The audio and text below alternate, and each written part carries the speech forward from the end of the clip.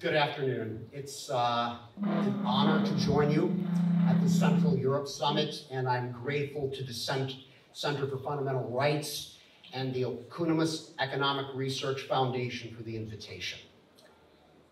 Under President Trump, we are turning the page towards strength, sovereignty, and realism in our ties with Hungary and Central Europe. And what better place to speak of tradition and sovereignty than Budapest, a capital that honors the enduring ideals of the West: faith, national identity, and the pursuit of liberty. Budapest has a beautiful way of blending old and new. Spend any time speaking to Hungarians or walking through the city, and it's clear that history is remembered here and that it still matters. In Hungary, memory is not a burden, it's a compass. The Trump administration recognizes and respects that history and its overlap with our own, dating back to the American Revolution. At the Széchenyi Library last week, I stood between Thomas Jefferson's books and manuscripts of King Matthias Hunyadi, a vivid reminder that our civilizations, though oceans apart, share a common devotion to liberty and learning. On Hungary's National Day of Poetry, I listened to the good citizens of District 1 honored the memory of Márai Sándor, a proud son of Hungary who called the United States home after fleeing communism. There are so many ways the United States and Hungary's paths have intertwined throughout history.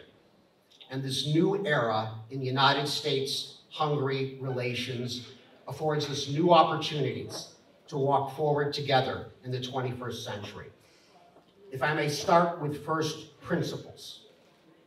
For the Trump administration, Central Europe is a region of enduring strategic importance to the United States, increasingly vital to the security of the West. Central Europe is not a buffer, not a backwater. Under President Trump, we see sovereign nations, nations that matter, nations that lead, and nations that stand up for the West. The United States respects the distinct histories, cultures, and perspectives of Central Europe's countries. We don't come to lecture, but to collaborate as equals. Our approach is one of mutual respect, grounded in practical outcomes. Secretary of State Rubio asked me to come to Hungary 6 weeks ago to ensure America's diplomatic efforts were aligned and that we were speaking with one foreign policy voice. Since arriving, I strive to practice back to basics, traditional diplomacy in meetings with ministers, parliamentarians, business leaders, ambassadors, and everyday Hungarians. I've been struck by the warmth Hungarians have shown towards the United States, their relief at this new chapter in United States-Hungary relations, and their high hopes for what we might achieve together. And let me outline just a few of the Trump administration's top priorities for the region. First, we're investing in strategic partnerships based on defense, deterrence, and real burden sharing.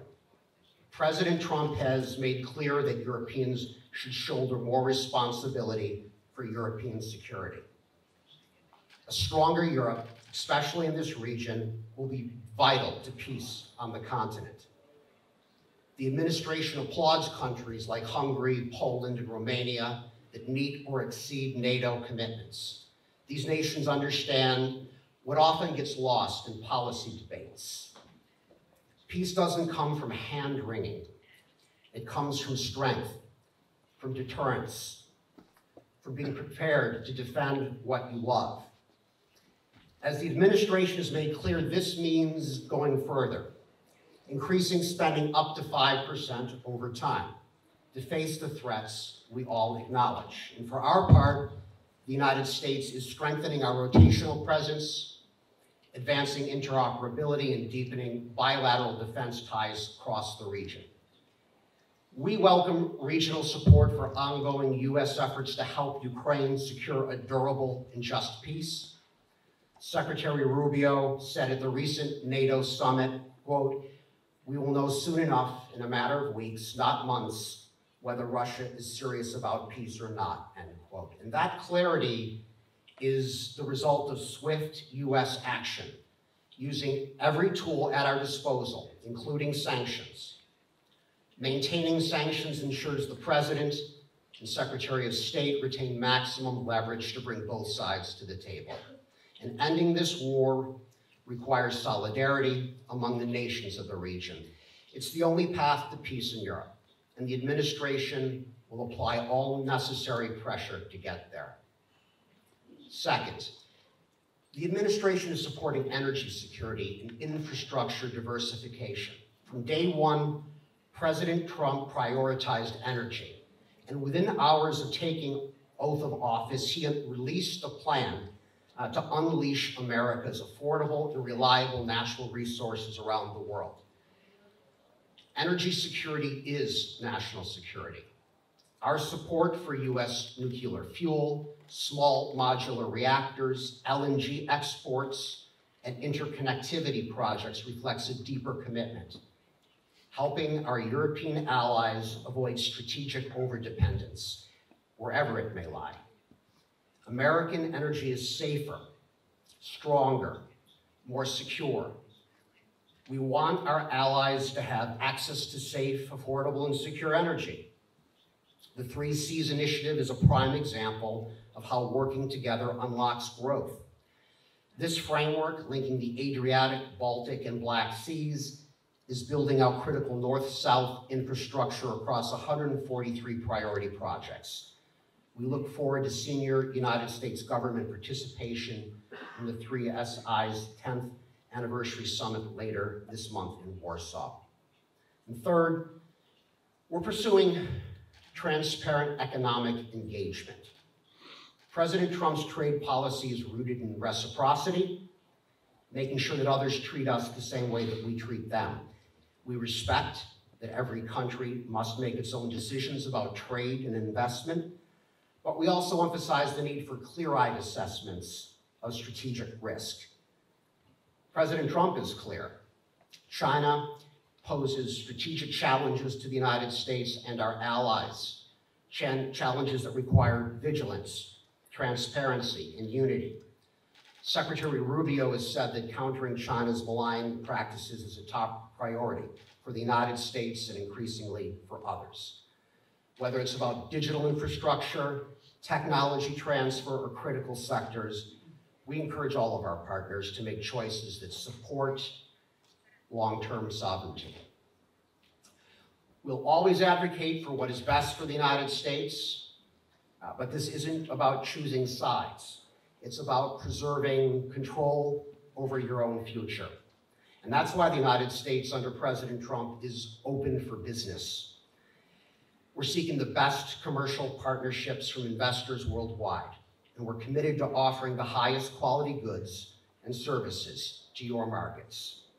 Fourth, we continue to promote civilizational ties rooted in a shared understanding of the West. We believe in family, in faith, in country. These aren't outdated ideas. These are the foundations of a free society. Central Europe knows this. You know what it means to protect your identity, to teach your children your language, your history, your values. That's strength, and that's what the West needs more of. True strength comes from a nation's citizens. As Vice President Vance said in Munich, quote, we must do more than just talk about democratic values. We must live them, end quote. Ignoring public opinion or suppressing dissent doesn't strengthen democracy. It weakens it. And finally, we're working together to advance global values, particularly religious freedom. Hungary has played an important role in advancing the cause of persecuted Christians worldwide. Central Europe has not forgotten the importance of faith or the cost of its suppression. The Trump administration shares that memory, and we act on it by promoting religious freedom around the world. In conclusion, our Central Europe policy is one of realism, respect, and renewed engagement. We don't micromanage our allies' domestic politics. We recognize that democratic traditions take different forms, and we respect the choices of our allies. We don't offer hollow gestures to score points in foreign capitals. And we don't shy away from tough conversations when it comes to defending America's interests.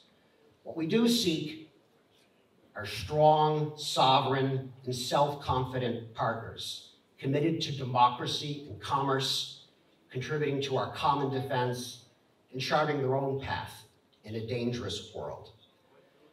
The United States doesn't come to Central Europe to give lectures. We come to listen, to partner, and to build a future grounded in mutual respect. We come to make history with allies who still believe in borders and sovereignty and in the West itself. Together with our European allies, we are not only preserving the ideals of the West, we're proving that they still matter. Thank you.